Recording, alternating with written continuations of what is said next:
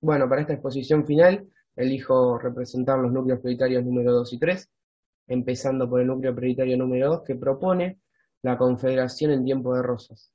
Para entender su confederación hay que entender quién era Rosas. Rosas era un caudillo muy importante de la provincia de Buenos Aires, el cual estaba asociado a la élite porteña.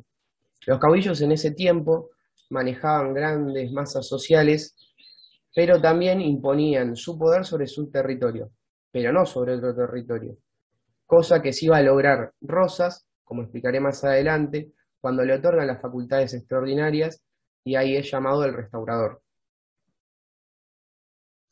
Antes de su confederación podemos hacer una radiografía donde podemos ver dos realidades, una realidad interna y una realidad externa, siempre regido por contexto de crisis.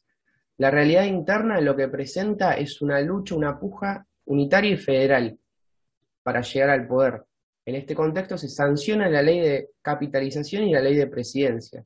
En ambas el litoral y Buenos Aires se oponen porque se ven perjudicados sus intereses y en este contexto Rivadavia asume la presidencia. El conflicto externo está regido por la guerra con el Brasil, donde el mayor beneficiado va a ser Uruguay porque logra su independencia y además, como fue una derrota no militar sino diplomática, Dorrego, que había sucedido ya a Avellaneda, es derrocado y fusilado por las tropas de Lavalle, desembocando en una gran guerra civil. En esta guerra civil podemos ver dos grandes bandos. El bando federal, donde hay un pacto federal entre Santa Fe, Buenos Aires, Entre Ríos y La Rioja. El otro bando es el bando unitario, liderado por caudillos unitarios que también eran del interior, había caudillos unitarios en el interior, y se forma la Liga del Interior.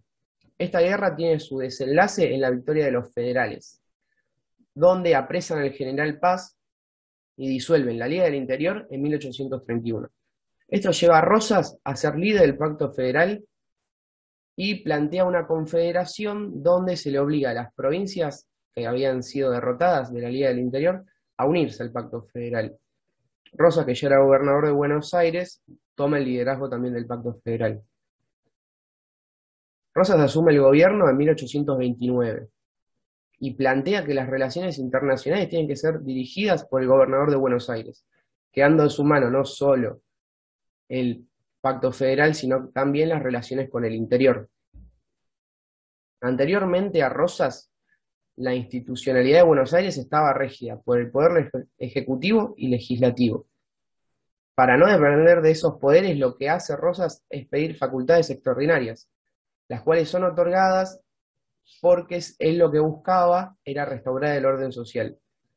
Luego de obtener estas facultades, Rosas comienza un sistema de alianzas, primero con las provincias aliadas, como Entre Ríos y como La Rioja, luego con las provincias llamadas unitarias, y logra hacer un par de alianzas, pero no logra darle solidez al pacto federal.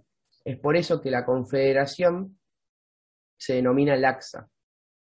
Al concluir su primer mandato, lo que busca es que le renueven las facultades extraordinarias, las cuales no son entregadas y Rosas renuncia. Pero su poder seguía vigente, su hambre de poder seguía vigente, y en este contexto es donde matan a Facundo Quiroga, que era el líder del Pacto Federal del Interior, y se genera una crisis política y civil. En este panorama, Rosas asume su segundo mandato, aprovecha para asumir su segundo mandato, con el lema de nuevamente restablecer el orden social, y ya no se le entrega las facultades extraordinarias, sino que se le otorga la suma del poder público, teniendo el poder total sobre el gobierno, es decir, como un rey. El orden lo logra restablecer rápidamente, y en este segundo mandato hubo levantamientos de todo tipo, pero ninguno logró imponerse. ¿Quién eran los opositores de Rosas? Bueno, los opositores de Rosas eran una rama liberal del unitarismo clásico, nombrado como la generación del 37, que tenía como idea salir del rosismo porque era considerado como una barbarie para ellos. Y su idea principal era insertar al país en la civilización apostando al progreso. Dos grandes pensadores se caracterizan en la generación del 37. Por un lado, Alberdi, quien busca la construcción nacional a través de un modelo liberal y federal como Estados Unidos, y por el otro lado, Sarmiento, que plantea un cambio más social y radical, buscando disciplinar la barbarie o eliminarla. Bueno, algunas de las causas de la caída de Rosas, primero que nada, es la ruptura de las alianzas que había establecido con Entre Ríos, que era la provincia que era la más aliada de Rosas. Esta ruptura se da más que nada por el arrastre de conflictos, como por ejemplo el control de la aduana, el impedimento de la navegación por los ríos, la persecución, el clientelismo político. Otra gran causa es la ruptura diplomática con Brasil, que conlleva a la quita de la representación externa, es decir, ya Rosas no representaba externamente.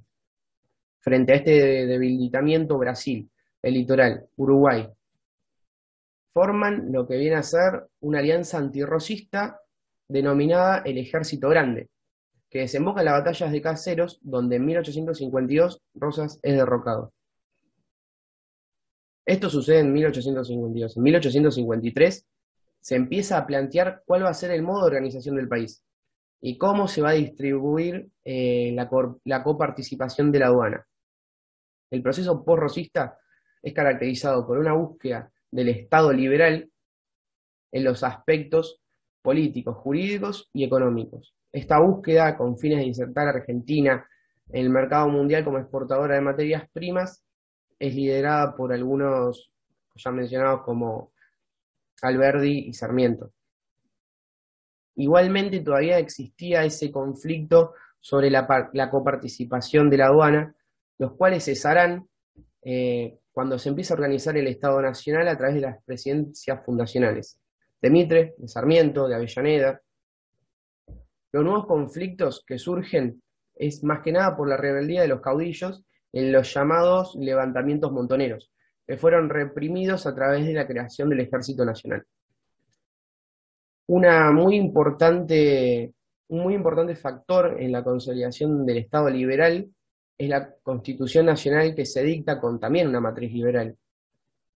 En esta se establece una organización republicana del poder tripartito, es decir, conformado por el poder ejecutivo, el poder legislativo y el poder judicial.